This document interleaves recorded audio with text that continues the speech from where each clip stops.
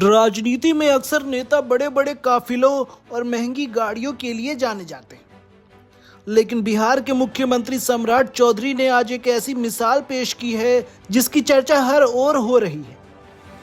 प्रधानमंत्री नरेंद्र मोदी की अपील को जमीन पर उतारते हुए मुख्यमंत्री आज अपने आवास से पैदल ही सचिवालय पहुंचे। जब देश में पेट्रोल और डीजल की कीमतें आसमान छू रही है, तो बिहार के मुखिया का ये पैदल मार्च आम आदमी के लिए एक बड़ी सीख है। आखिर सम्राट चौधरी की इस ईंधन बचाओ मुहिम के पीछे का क्या है पूरा मास्टर प्लान?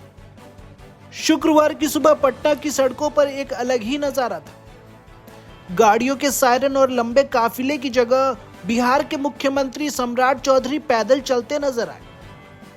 लोक सेवक आवास से सचिवालय तक की ये दूरी भले ही कम हो, लेकिन इसका संदेश बहुत बड़ा है।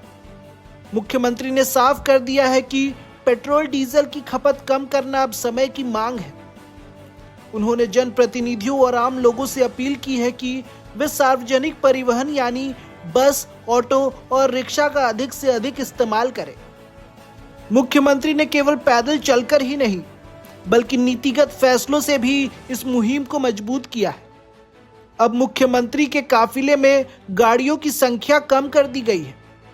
इसके अलावा सरकारी विभागों को निर्देश दिए गए हैं कि बैठकें अब वीडियो कॉन्फ्रेंसिंग के जरिए हो, ताकि यात्रा का खर्च और ईंधन दोनों बच सके।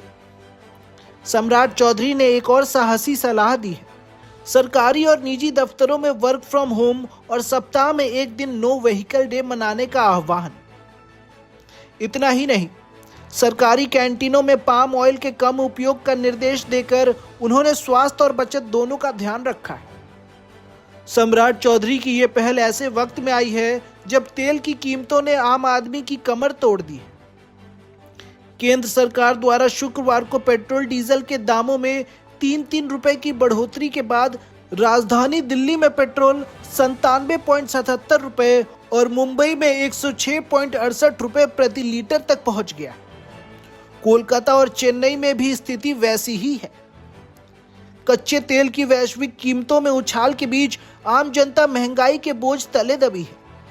ऐसे में बिहार सरकार के ये कदम फिजूल खर्ची रोकने के लिए एक ब्लूप्रिंट साबित हो सकते हैं। सम्राट चौधरी की इस पहल ने साबित कर दिया है कि परिवर्तन की शुरुआत खुद से होनी चाहिए। अगर बिहार के मंत्री और अधिकारी इस नो व्हीकल डे और छोटे काफिले की संस्कृति को अपनाते हैं, तो ये सरकारी खजाने के लिए एक बड़ी राहत होगी।